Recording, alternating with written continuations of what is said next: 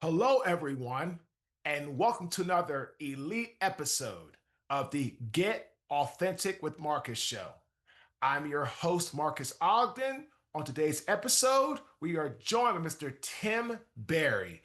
But before we bring up Tim to the stage, I want to thank one of our amazing sponsors, Franosity. Cliff and his amazing business partner have an organization that helps you get into the franchise business or turn your business into a franchise. We thank Cliff and Franosity for sponsoring this episode. Now, here he is, Tim. How you doing today, Tim? I'm doing well. I'm pleased to be elite. I love it. I love it. Tim, first question, sir. What does the word authentic slash authenticity mean to you?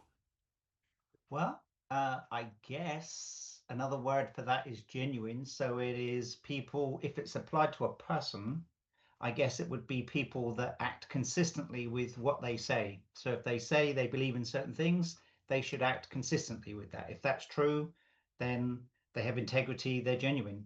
I think that's pretty straightforward. I think it's great, right, Tim? Again, you need to have integrity. What you say, you need to do. And I always tell people, right, Tim? To me, authenticity is knowing who you are in the moment, knowing that the moment is going to change, but at the same time, you have to have the same internal values match your external actions. And I feel that's something that a lot of people struggle with because at the end of the day, right, Tim, it comes down to how can you set yourself apart from others. So I really like this conversation where you're going. So, Tim, please tell our global audience a little bit more about yourself and the work you're doing right now to help your clients. Sure, I'll give you the quick tour. My background is sales, selling into very large corporations, big ticket items. I have 20 years at Intel, and there I was responsible for a division where we sold a software product into corporations. And I had about, I don't know, 65 people in the North American US operation, sales and marketing. And we took that from about a run rate of about 30 million to 400 over the space of about 3 years. So that was a wild ride, to say the least. I Wow. retired from there about 15 years ago, 16 years now. And since then, I've been dabbling and playing. So I have a number of businesses now, a digital marketing agency, for example, and a number of sort of peripheral businesses to that. The way I grew the digital marketing agency was by hiring offshore, hiring Filipinos. So today we have about 26 Filipinos and about 6 US staff, and we do very well. The model is that the US staff are the account managers. They manage the relationships with the clients. Most of our clients are US based, and the Filipinos are the people that do the majority of the work. So everything from article writers, and I think it's maybe not intuitive that you can get people writing articles in the Philippines in American English and doing it really well, through to technical development, to graphic designers, a whole range of different activities. So a spin-off business, for example, is providing Filipino staff to other companies that want to grow in that way. Because it's about a 1 to 5 relationship. So you can have 5 full-time, highly qualified, really work-oriented staff for the cost of one US employee. So it's a way to either reduce your costs if you're running a business or accelerate your growth. So I love this. No, this is good, Tim, because I just made me stop and think you talked about how you're able to help reduce cost and increase, work productivity, work execution, workflow. And that's a big, big factor because right now, unfortunately, there's a lot of people that are hurting with businesses, especially like in the US, we have the government shutdown. It's back open now, but again, lots of businesses are still a little bit leery of like, well, what's going to happen later on in early 2026? How are things going to respond and rebound as a result of what happened with the government? So you never know. And again, like I tell people, when it starts at the top and works its way down. So it's be very, very cautious, very, very alert to keeping sure, right, Tim, that you have a good structure and you have a good business model to be able to withstand anything that's going to happen in the business world. And again, having people to really execute what I like to call, right, Tim, the low revenue generating activities. Like I said, the admin, the work, all that stuff. So that's really awesome. So, Tim, I have a question. So you talk about digital marketing, right? Can you please expound upon that and elaborate? Because a lot of people, I feel, get this thought that marketing is not necessary, that marketing is not needed. And I tell them all the time, well, if marketing's not needed, how are people going to find you? Right? I mean, are people supposed to wake up one day and say, "Oh, I want to work with you"? And or, I mean, how are people supposed to find you?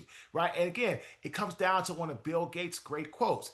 If he was down to his last dollar, he'd use it on marketing and PR. If Bill Gates says that, that should tell you right then and there how big it is. But please, from an expert like yourself, right, Tim, please shed some light on marketing and how important that is in that regard. Sure. While we're in making quotes, I love the one that's attributed to Einstein, which is a sign of intelligence is the ability to hold two contradictory ideas in your head at the same time and get a positive result from that. So the reason I preface what I'm going to say with that is that um, you don't need marketing. It's a complete waste of time if you've got as much business as you want. Mm, Right? So marketing is not an end in and of itself. Marketing is a function that will help you grow your business. So if you need more customers, then marketing is one of the mechanisms you can use to do that. So, but it doesn't have to be just that. It could be referrals. If you're getting enough business, if you're doing a really good job for your customers and you're getting referrals that's enough, then it's enough. You don't need to spend money on marketing. The cold reality of it, though, I think, is that for most businesses, they rarely are in a position where they've got all the customers they could possibly want. But it does happen. I have had calls from people where that has turned out to be the question. So if I have a client for the digital marketing business, the first thing I'm going to do is I'm going to question them to uncover to what extent is the need to get more customers important to them and how many customers they need and how much business they make, what a sale is worth. So if they get a new client, what's the lifetime value of that client or what's the first year's value of that client? And that varies enormously. Then based on that, you can decide, well, does it make sense to invest some money in marketing? So some of our clients, for example, will make maybe they'll have it's a services I'm picking on a services oriented business, so a small business that does home remodeling type work. Their average customer is about $60,000 and they make on average somewhere between 20 to 30% margin. mhm, So if they don't have enough customers at that, if they're making that much, all we've got to do is find them one extra customer per month and it more than covers their marketing cost. So mhm, once you're generating more business than it's costing you, it isn't a cost anymore. It's just an ROI calculation. So getting a typical local services oriented business, one extra customer is like falling off a log. It's so for us doing what we do, it's very, very easy to do. It's really more about, well, can we get them one? Can we get them two? Can we get them 10? Can we get them 20? If we got them 20, could they cope with all the leads? So it's more that type of calculation. So marketing is a function of what do you need to do to get more customers. Our approach in the business I run is oriented to making the website do the work. So mm, most businesses will have a website because they feel I need a website. Otherwise, I'm not real. I don't have any credibility.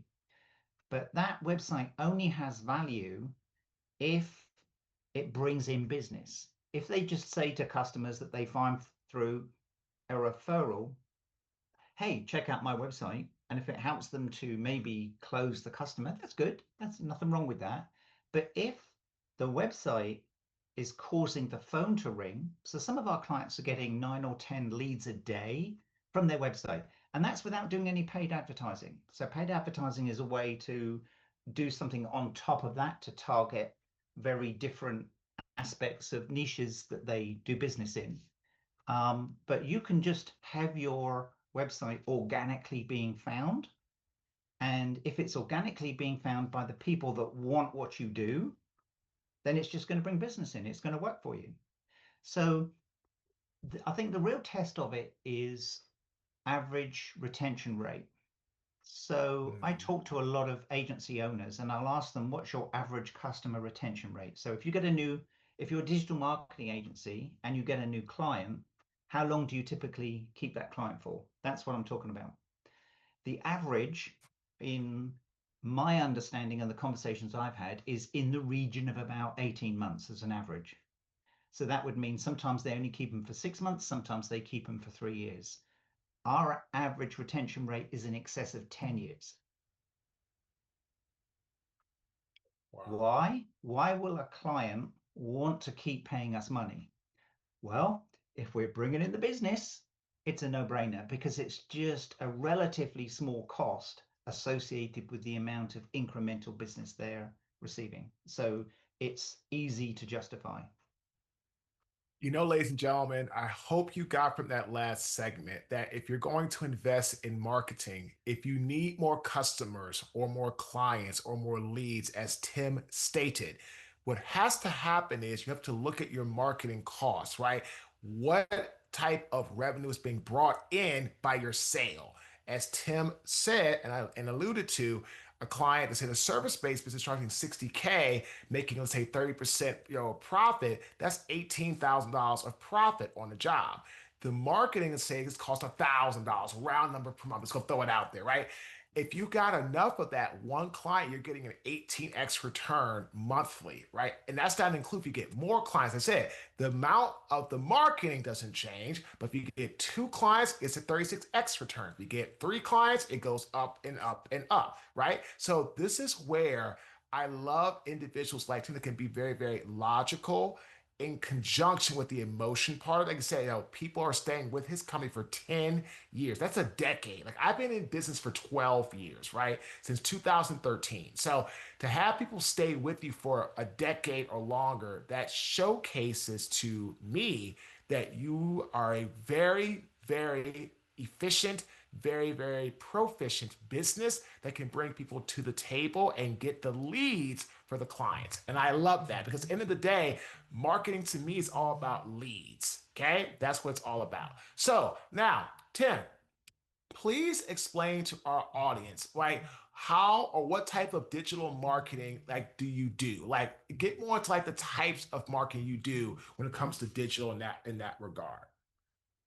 So it's all about organic visibility. So we do things like AdWords, but typically we're just doing paid advertising like AdWords to test to see whether it's worth putting the effort in to make their website and other peripheral social media type entities, whether it's worth making the effort to cause the website to rank organically, naturally, just in a search result, because it is high effort and it does take time.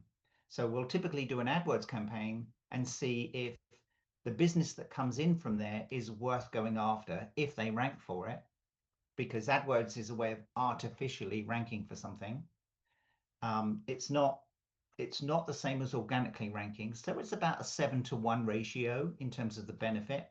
If you can rank organically for something, what I mean is just turn up in the search results for something the client is looking for, then you're going to get about 7 times the amount of business organically than you will through paid advertising. And it's simply because most people have learned to not click on the paid ads, so they avoid them. So they'll click on the organic ranking business. So AdWords is a great way to test to see whether it's worth taking the time to develop the right type of content on the website that will cause them to rank organically. So what we're doing mostly, so there's a whole bunch of different things we do. I'd say the hub of it is creating the right type of content. And the methodology we use for that is that we don't ever profess or try and be the content subject expert. In a company, whatever the business is, there's going to be an individual or individuals in that company that are going to know their product or their service, and they're going to understand where it works, where it doesn't work, its strengths and weaknesses. And what we do is so simple. Why everybody doesn't do this, I don't know.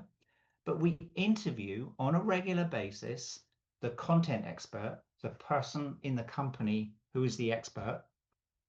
We interview them on a regular basis on very specific things. So we'll target a very, very particular type of search phrase, and then we'll interview them on that subject, and we'll treat it like an individual subject. From that, we get a video rather like this. And they will. So if you were to ask a typical client, can you write an article about such and such because you're the expert, the probability of you getting more than 30 words is very low. And the quality of the writing is going to be dubious because typically, if they're building something in a home, writing is not their strong suit. Mm. But if we interview them, it's very rare I can't interview somebody just like this and get them talking about their business and they won't go on for 45 minutes. If they talk for 20 minutes, we have a huge amount of content to work with that we just transcribe and we turn it into articles. And usually we can turn it into a range of articles. And usually what they can do is include if they're doing, if it's a services business and they're installing something, they can show pictures of it installed and as well as individual product pictures, for example.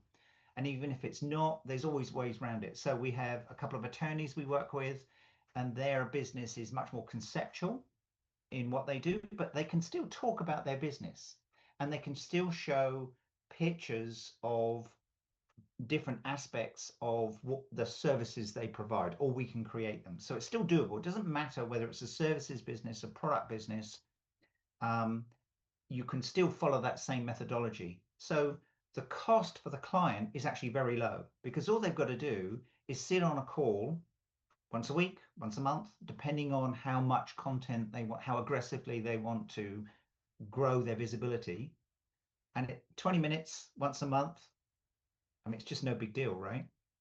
And then we then take that content and we can often, this, for example, this is going to turn into a podcast, a video, right? Same thing. So we can take that interview with the client and incorporate that into the article. So we get a video, we get an article, and a whole bunch of other things we can do with it. So that's what we do. You know, Tim, I wrote something down. The key to marketing, from what I heard from you, and correct me if I'm wrong, is content. Content, content, content. And I tell people the more you go ahead, Tim. The right type of content. Of That's course, critical. of course. Because, I mean that yes, well, but I want to emphasize that, but I right? love no, I know, no, I love that because for me as a speaker, podcaster, coach, I get that, right? But again, you're the expert in the area, and I love that. Ladies and gentlemen, he is correct. The right type of content is going to create for you engagement. People don't want the same old boring, same old stuff they can see all the time, all everywhere else. They want it to be unique. They want you to be creative. They want you to have a certain sense of umph to like, this is me. This is who I am. This is what our brand is about. So I love that. So Tim, let me ask you a question. What do you think? Talking to a lot of our entrepreneurs that are listening to this podcast, because 71% of our audience, right, right, my friend, are entrepreneurs. Tim, 71%. A lot of them are kind of starting out, middle range, trying to grow their business. What do you find is probably the biggest mistake that people or businesses make when it comes to marketing, and how would you help them to correct that mistake if they were your client? That's a good one. So that is something that changes over time. So I'm going to focus on the thing that's most topical, the biggest mistake right now. And it's also, so this is one of these contradictory ideas things. So I'm going to say one thing and I'm going to say the opposite. The biggest mistake is using AI Mm. for content. The biggest mistake is not using AI for content. Both are true, right? Mm. So what I see is that people use and think about AI as a shortcut so they don't have to do the work. Oh, I can just get AI to write this. What AI is going to produce is a rehash of what is already published out there. Nothing original. What Google values and what people value are original, opinion oriented content. So there's a big difference to, I mean, what's the cliche? The 10 things an individual can do to stop their water heater from leaking, a list. And it's like you can get AI to write something like that, drop of a hat, takes you 10 few seconds. But if a plumber says, well, I went into a client and they had this problem and I was able to fix it with just this one tool, let me show you what I did. That's completely different. AI cannot do that because it doesn't have access to the real world yet, right? But that's the difference in the type of content. And also, if you use AI in the right way, you can create better articles. So you take that, and so what I previously said is we talk to them and we through our questioning, we extract that original perspective, their opinion, their experience. It's very rare an individual isn't experienced if they got a business in the right way to use a product, they're going to be opinionated. And it's that experience and that opinion that enables us to now we can take original content and we do use AI to accelerate the process. But then we'll spend a lot of time with AI to refine the structure of that content. So, for example, what you don't want to do is write an encyclopedia like um, I did this, I did this, I did this, and I did this. You want to make it an interesting article. And one way to do it, for example, is to turn a section of it into dialogue as if it's two people talking. And then you want to add to it a parable. In other words, a story. So there's a big difference between saying, behind me, I don't know if you can see it, there's a table. It's a stand-up table. I could talk about that table and I could say, there's a benefit to a table because I can stand up and I can move my laptop and I can work there. Good on my back. It was easy for me to build. It's this high.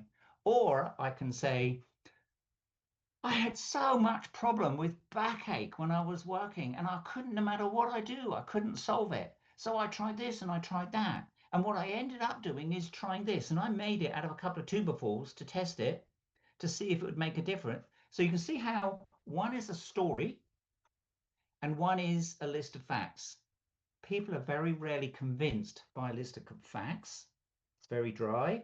What makes them absorb the content and be convinced is when you have the list of facts, but you also tell it in a story form.